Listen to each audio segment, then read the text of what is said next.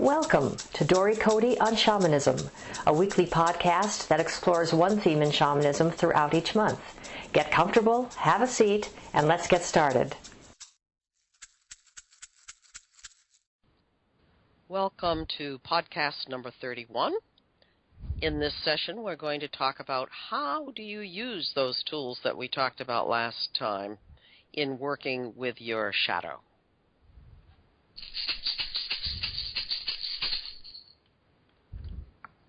Dory, you've talked about the tools someone might use to identify their various shadow aspects.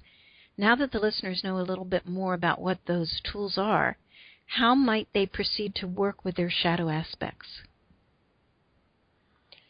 There are actually a lot of ways that a person can proceed. What I have found is that there are numerous spiritual traditions that give us the opportunity to really delve more deeply on a spiritual level to look at our shadow selves. And some of those spiritual methods have been shunned by many because they smack of a lot of dogma, and we as individuals perhaps don't really want to engage in all of the dogma that goes with that particular tradition. For instance, what comes to mind, of course, is certain aspects of Christianity where, one is called to task to look at their, quote, sins, and the use of that language is very negative and typically elicits a pretty serious response from most people who do not believe that they are blemished. But if one looks at that belief system and changes the language and looks at that in a different way and sees it as more owning what are the aspects of my shadow.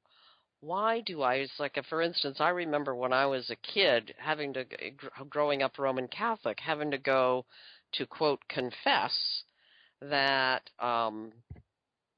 I had lied to my mother 5 times this week or something like that, which seems like a pretty minor offense and truly is, from the perspective of the church at that time, that was a, quote, sin and a really serious offense, and one that, as a child, I was supposed to try to rein in. In truth, if I were to look at that today as an adult and a spiritual being, I could say, okay, why did I develop this tendency to tell lies when I could have just have easily told the truth? What was the underlying purpose of telling a lie? And in there lies the shadow. And that's where I want to go to do my work. So using tools that are available in many spiritual traditions lies the way to actually work with the shadow. I actually developed for my students a tool that they have found helpful. So for anybody out there who knows how to do shamanic journeying, what I did was I read a book. I was introduced to a book some time ago, and it was a Buddhist book, actually. It's entitled Feeding Your Demons. And it's based on an ancient Tibetan Buddhist practice called Chod, C-H-O-D, or Chod, I believe is how it's properly pronounced. It's a really, really ancient tradition. It goes back to the 9th or 10th century. And this book was written by a former Buddhist nun whose name is Sultram Alione. And what she does in this particular book is she guides people through the process of identifying what their shadow is and then what parts of their shadow are actually a part of their true divine self and how to embrace those pieces of their shadow. And so taking the tools from this book, I translated it into a method of doing a series of shamanic journeys that help an individual identify and have conversations within the context of a journey, have a conversation with the aspect of their shadow and make peace with it, embrace it rather than push it away, and come to understand what is it, what is its roots, what does it look like, what color is it? Is it young? Is it old? Is it powerful? Is it weak? What is it exactly? So it's a very comprehensive piece of work, but I'm mentioning it because it is based on, a Tibetan Buddhist practice. And so somebody might be helped greatly by reading the book about the Tibetan Buddhist practice, or they might be helped greatly by connecting with me and getting more information about how to work with these journeys that I have developed. And then every other spiritual tradition, including any tradition that engages in meditation, helps us to get to the core of who we truly are. Because when we stop and allow ourselves to go inside and meditate, all the stuff that is running our lives shows up, because our brain cannot just instantly shut off because we've decided we want to meditate. So all the stuff, all the projections, all the pain, all the suffering, all the negative thinking, all that stuff shows up in that time. That's where the shadow is. That's how we can identify, whoa, I'm having a hard time meditating because I can't stop thinking about how mad I am at my brother. There's the ripeness. There's the shadow. What do you do with that? Do you have to go see a therapist? Do you have to do EMDR? Can you get a better grip on what is happening with all the power that you're giving to your brother by engaging and thinking about all of that so much? How do you work with that? And so you just have to figure it out and find the route that is going to work for you. But as I said before, most of the time, it is really aided by connecting with another person who you trust, or a group of people who you trust who are on a spiritual journey, who will honor the tough road that you have decided to take and support you and love you through it. And love your shadow. Not judge your shadow, but love your shadow. You cannot possibly love your own shadow if you have people around you who are sending you messages about not liking your shadow.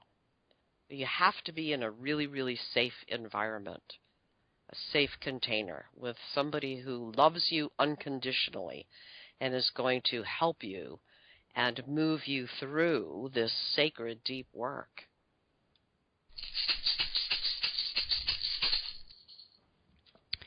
You're speaking about embracing shadow aspects and loving it. It might seem more logical to listeners that this is the opposite of what they should be doing. Is there an instinct to shut down shadow aspects and shoo them away? Absolutely. That's the instinct that we have grown up with.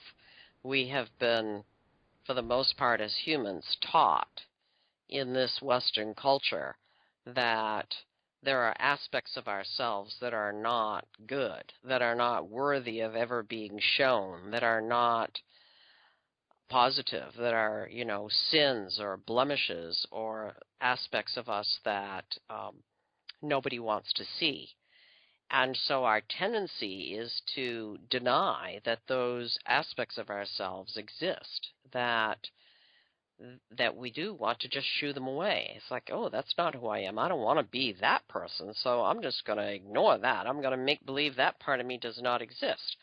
And then how can we possibly embrace the sacred or divine nature of who we are if we're taking a whole part of ourselves and shoving it over in a corner? The truth is that every one of us, every human, every sentient being has within them this core, this spirit, not your soul, but your spirit, this kernel of light that is divine, that is connected to all of divinity, that is one with all that is. It is perfection. It is absolute pure perfection. And so if we deny that there is an aspect of us that actually is that perfection, then we cannot be that star that is just shining brightly all the time, because we're very busily asking for permission to shine. When in fact, you don't need permission. You are perfection. You are divine. All you need to do is shine. So, if you, as most humans, myself included, have this tendency to lock away or shoo away those parts of yourself that you want to deny or not accept, then you're being very human. And if you really want to walk a deep spiritual path, try to bring those shadow aspects of yourself into the light, recognize them, and do the deep spiritual work of accepting them so that you can be that bright shining star more often than you possibly could imagine.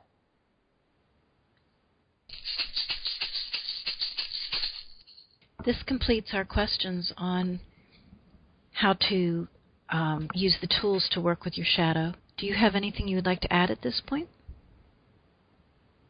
Truly not, other than to just say, shine on. Everyone out there is an absolute divine being. Thank you. Thank you for listening to Dory Cote on Shamanism. We'd love to hear your thoughts, stories, reactions, and questions. Come on over to dorycote.com and join the conversation. And tune in next week for more on this subject, or next month for a new subject. You can subscribe to this podcast in iTunes or sign up on dorycote.com to receive notices when the podcasts are posted. That's Dory, D-O-R-Y, and Cote, C-O-T-E.com. Drumming and rattling by Dory Cote and Terry Morgan. Technical assistance and audio production by JillHackett.com. And this is Susan Savelle, wishing you many blessings in your life. We hope to have you join us next time.